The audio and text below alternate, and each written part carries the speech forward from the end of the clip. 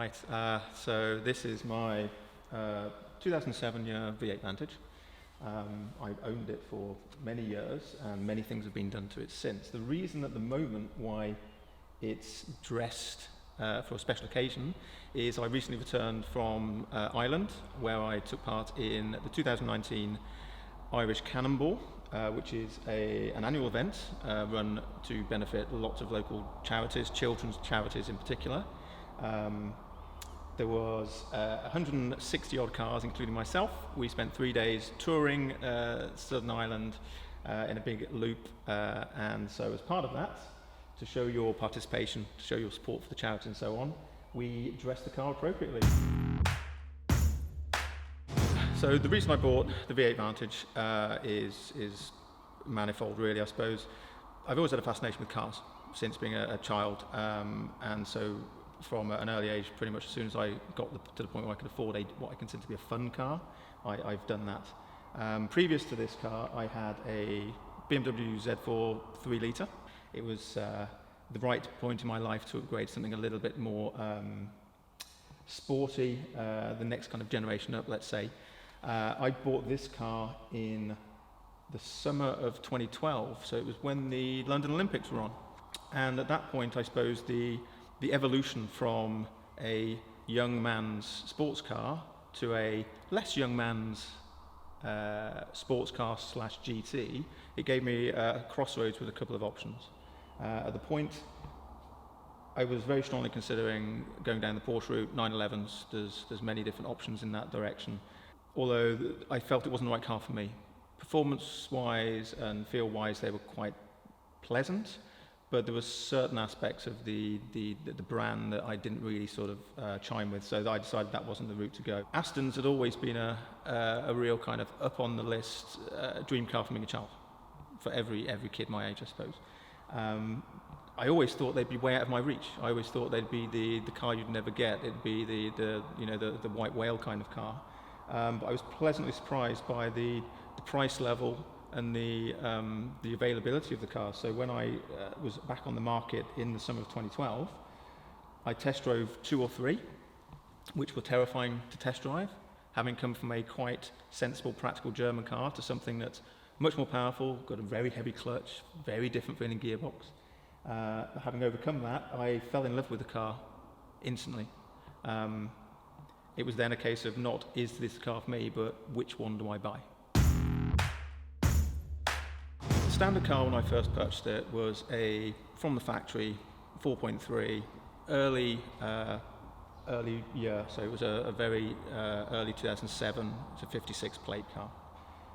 Although, as a step up from my previous car, it felt a different league of power, control, performance, there were certain things that just didn't feel spot on, didn't feel the way that it should be.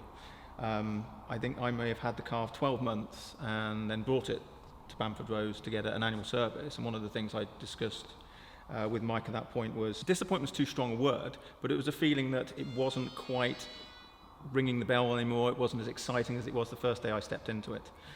And when asked, it was clear that the reason was, although it's got the power in its factory form, it doesn't have the immediacy, the delivery. It feels a little bit restrained, as if it's kind of sat in a big comfy armchair and it's not willing to stand up and kind of get motivated. Mike then told me that there was an easy fix to this, or not so an easy fix, but a common fix to this. And so I think the first things I had done to it were the full end-to-end manifold, exhaust, cats, that kind of thing, which made it breathe way, way better. The engine response when you blip the throttle is markedly better, and it felt more alive than it did previously. Now that was the zing that was necessary to bring the car back to where I thought it was when I first bought it, and that was something that made a huge difference to the way it felt and drove.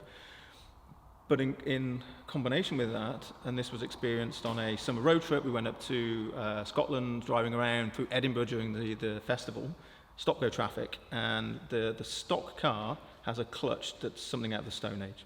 It's heavy, it's clunky, it doesn't like crawling forward, it has this particular car had a horrible habit of bunny hopping at about 8, 9, 10 miles an hour, which in traffic is something of an embarrassment.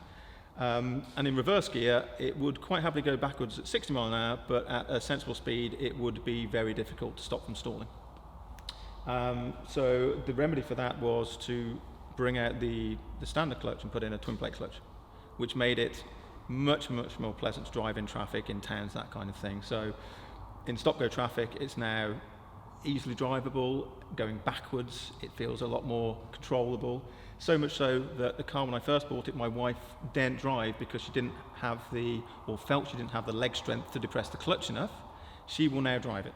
After that, I think the next year probably, once you catch the bug for these things, it's very difficult to call it quits with just the manifolds. We've done a couple of other things to it. So as you'll see, cosmetically, if we ignore the stickers, the car is a black car. It's one of the usual black Vantages, of which there are many. I decided that black was a little bit too mundane. So Mike said, well, we can have it wrapped. We do a lot of sports GT4 cars. We wrap those for the track. We could do it to a road car. I left it in his capable hands, didn't specify a particular colour, and when I came back, we've got what you see, which is a beautiful shade of satin white.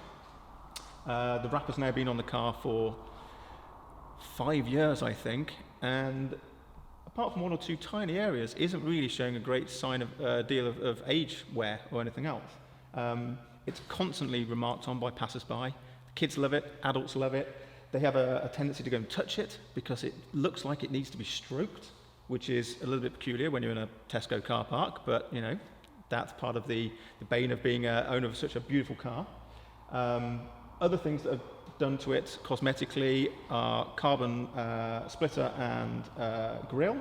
At the back there's a carbon diffuser.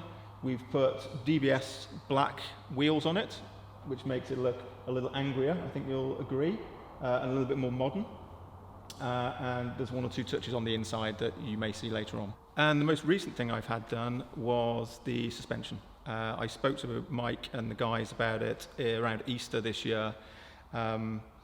It had been something on the list for a while, but it hadn't been as high up the list as the engine, the clutch, and the other kind of real performance engagement pieces.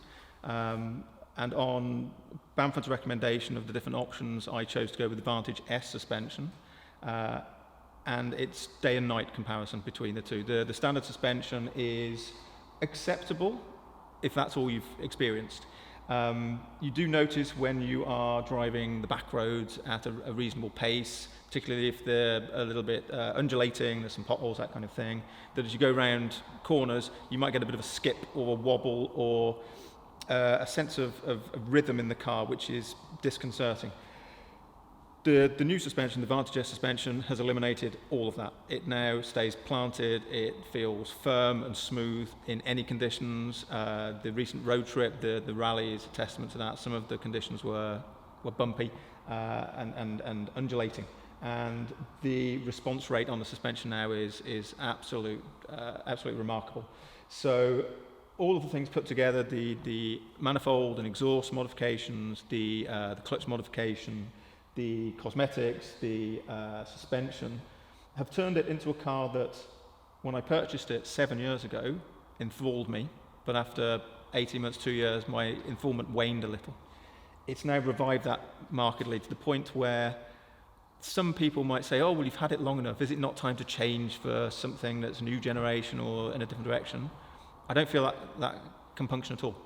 This still satisfies my excitement, to the point where if you've been away from it for a while, if you've been on holiday, you've been on business, you're not able to touch it, see it, drive it, the first thing you do when you get back home isn't go to the fridge and get something out, it isn't go into the living room and sit down and watch TV or go and talk to the dog. It's to jump in this and go for a whiz around the lanes for an hour or 2 hours or 3 or 4 hours. It's something you miss being able to use and enjoy to the point of homesickness almost.